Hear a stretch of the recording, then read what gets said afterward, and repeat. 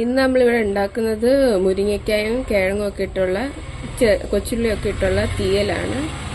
ആദ്യം ഒരു ഫ്രൈ പാനിലേക്ക് 1 ടേബിൾ സ്പൂൺ വെളിച്ചെണ്ണ ഒഴിച്ച് ഈ തേങ്ങ ഒന്ന് വറുത്തെടുക്കുക ചെയ്യുന്നത്. തേങ്ങ ആദ്യം ഇട്ട് കൊടുക്കാം.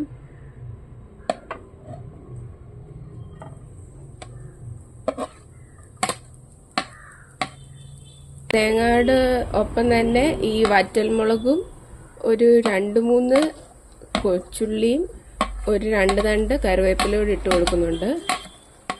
ബ്രൗൺ കളർ ആകുന്നിടം വരെ ഒന്ന് ജസ്റ്റ് ഒന്ന് ലോ ഫ്ലെയിമിലിട്ടൊന്ന് വറുത്തെടുക്കാം.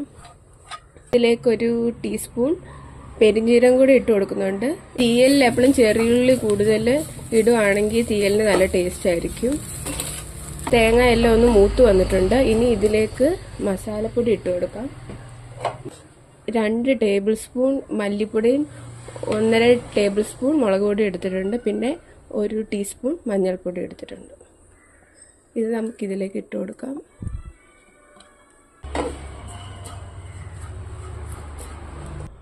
ഇപ്പം ഇതൊന്ന് മൂത്ത് വന്നിട്ടുണ്ട്. ഇനി നമുക്കിത് ഒരു പാത്രത്തിലേക്ക് മാറ്റി വെക്കാം. 2 ടേബിൾ സ്പൂൺ വെളിച്ചെണ്ണ ഒഴിച്ചു കൊടുത്തിട്ടുണ്ട്. ഇനിയും 1 ടീസ്പൂൺ കടുക്. കടുക് ഒന്ന് പൊട്ടി വരുമ്പോഴത്തേക്കിന് ഇതിൻ്റെ അകത്തേക്ക് കൊച്ചുള്ളി ചേർത്ത് കൊടുക്കാം. കൊച്ചുള്ളി ഒരു 200 ഗ്രാമും 2 പച്ചമുളകും എടുത്തിട്ടുണ്ട്. കറിവേപ്പില ഇട്ട് കൊടുക്കാം. ഇനി ഇതിലേക്ക് അരിഞ്ഞു വെച്ചിരിക്കുന്ന കൊച്ചുള്ളി പച്ചമുളക് ഇട്ട് കൊടുക്കാം.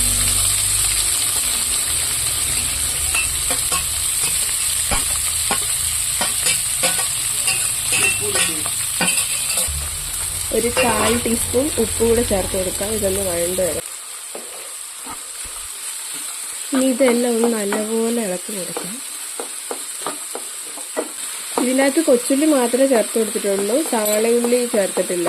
നമ്മൾ തീയല ഉണ്ടാക്കുമ്പോൾ എപ്പോഴും കൊച്ചുള്ളി ചേർത്ത് കൊടുക്കുന്നതാണ് നല്ലത് ടേസ്റ്റിന്.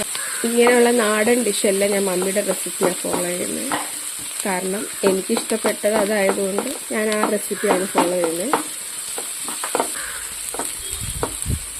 ഇതിലേക്ക് 2 കിഴങ്ങും 3 മുരിങ്ങയ്ക്കായും മുറിച്ചത്. മുരിങ്ങയ്ക്ക അത്യാവശ്യം വലുപ്പമുള്ള മുരിങ്ങയ്ക്കായ.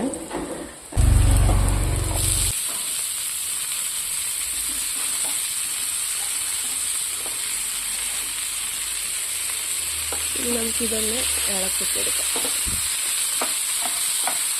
1/2 ടേബിൾ സ്പൂൺ ഉപ്പ് കൂടെ ചേർത്ത് കൊടുക്കുന്നുണ്ട്.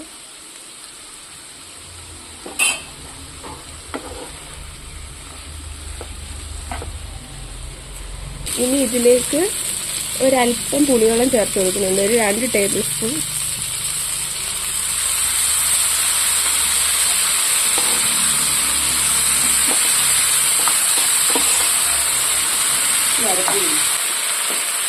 മുന്നേ വറുത്ത് അത് അരച്ച് വെച്ചിട്ടുണ്ട്. അതിൽ നിന്ന് ഒരു ടേബിൾ സ്പൂൺ കൂടെ ചേർത്ത് കൊടുക്കുന്നുണ്ട്. ബാക്കി ഇനിയും ഇതൊന്ന് വെന്ത് കഴിഞ്ഞിട്ടാണ് ഇട്ട് കൊടുക്കുന്നത്. ഇതൊന്ന് വെന്ത് കഴിഞ്ഞിട്ട് വേറൊരു പാത്രത്തിലോട്ട് മാറ്റിയിട്ട് ബാക്കി അരപ്പ് ചേർത്ത് കൊടുക്കുന്നത്. ഇങ്ങനെയൊക്കെ ചെയ്തു കൊടുക്കണമെന്ന് ചോദിച്ചാൽ നമ്മളിങ്ങനെയാണ് ചെയ്യുന്നത്. അതുകൊണ്ട് അത് കാണിച്ചു തരുന്നതേ ഉള്ളൂ. ഇങ്ങനെ ചേർത്ത് കൊടുക്കാറുണ്ട്. ഇപ്പം ഇത് ഓൾറെഡി ഒന്ന് വറുത്ത് വരുന്നത് പോലെ എണ്ണ കിടന്നൊന്ന് മൊരിയും. അപ്പം ഇങ്ങനെ നമ്മളിത് ചേർത്ത് കൊടുക്കുമ്പോൾ ഈ മുരിങ്ങയ്ക്കായാലും കിഴങ്ങയിലും ഒക്കെ ഇതൊന്ന് പിടിക്കും. അതുകൊണ്ട് ഇത് ചേർത്ത് കൊടുക്കുന്നത്. വേറൊരു പാത്രത്തിലേക്ക് മാറ്റുവാണ്. ഞാൻ അരപ്പെടുത്ത ആ വെള്ളം ഒന്ന് ഇച്ചിരി ചേർത്ത് കൊടുക്കുന്നുണ്ട്. ഈ സമയത്ത് നമുക്ക് ഇതിൻ്റെ ഉപ്പ് നോക്കാം. ഇതിൻ്റെ അകത്തേക്ക് ഉപ്പ് കുറവായതുകൊണ്ട് അല്പം ഉപ്പ് കൂടി ചേർത്ത് കൊടുക്കുന്നുണ്ട്. പുളിവെള്ളം കൂടെ അല്പം ചേർത്ത് കൊടുക്കുന്നുണ്ട്, പുളി കുറവായതുകൊണ്ട്. ഈ വെള്ളത്തിൽ കിടന്ന് ഇതൊന്ന് വെന്ത് എണ്ണയൊക്കെ ഒന്ന് തെളിഞ്ഞ് വരുമ്പോഴത്തേക്കിനാണ് അരപ്പ് ചേർത്ത് കൊടുക്കുന്നത്. ഇത് നമുക്ക് അടച്ചു വെച്ചൊന്ന് വേവിക്കാം.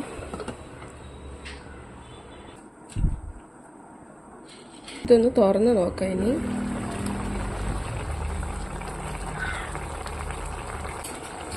ഇനി അരച്ച് വെച്ചിരിക്കുന്ന അരപ്പ് ഇതിലേക്ക് ഇട്ട് കൊടുക്കാം.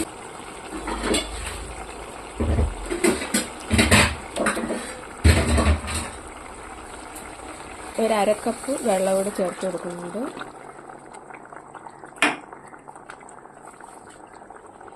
നല്ലോണം ഒന്ന് ഇളക്കി അടച്ചു വെക്കാം. ഇപ്പം തേങ്ങ അരപ്പ് ചേർത്തുന്നതുകൊണ്ട് ഇനി ഇതിൻ്റെ അകത്തുനിന്ന് എണ്ണ ഇറങ്ങും. ഇതിപ്പോൾ ഒന്ന് കുറുകയോടെ ചെയ്തു. ഇനി ഈ മുരിങ്ങയ്ക്കായും കിഴങ്ങും എല്ലാം ഈ അരപ്പിൽ കിടന്നൊന്ന് വെന്ത് വന്ന് കുറച്ച് നേരം അടച്ചു വെച്ച് വേവിക്കാം. ഇപ്പം കൊഞ്ചുതീയലാണ് വേണ്ടതെങ്കിൽ നമുക്ക് ഇതിലേക്ക് വഴട്ടുന്ന സമയത്ത് ഉണക്കക്കൊഞ്ച് ഇട്ട് കൊടുക്കാം. പച്ചക്കൊഞ്ചല്ല, ഉണക്കക്കൊഞ്ച് ഇട്ട് കൊടുക്കാം. അപ്പോൾ ഉണക്കക്കൊഞ്ചാണെങ്കിലും ഇട്ടിട്ട് തീയലുണ്ടാക്കാം.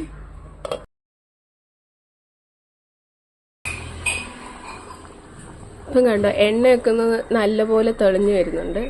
ഓൾറെഡി ഇത് അരയ്ക്കുമ്പം നല്ല ഉണങ്ങിയ തേങ്ങയാണെങ്കിൽ എണ്ണ കാണും, എണ്ണയുടെ കണ്ടന്റ് ഉണ്ടായിരിക്കും. അപ്പം നല്ലോണം അരയ്ക്കുമ്പോൾ ഈ തേങ്ങയിൽ നിന്ന് തന്നെ എണ്ണ വരും. പിന്നെ നമ്മൾ ഓൾറെഡി ചേർത്ത് കൊടുത്ത എണ്ണയെല്ലാം തെളിഞ്ഞു വരും.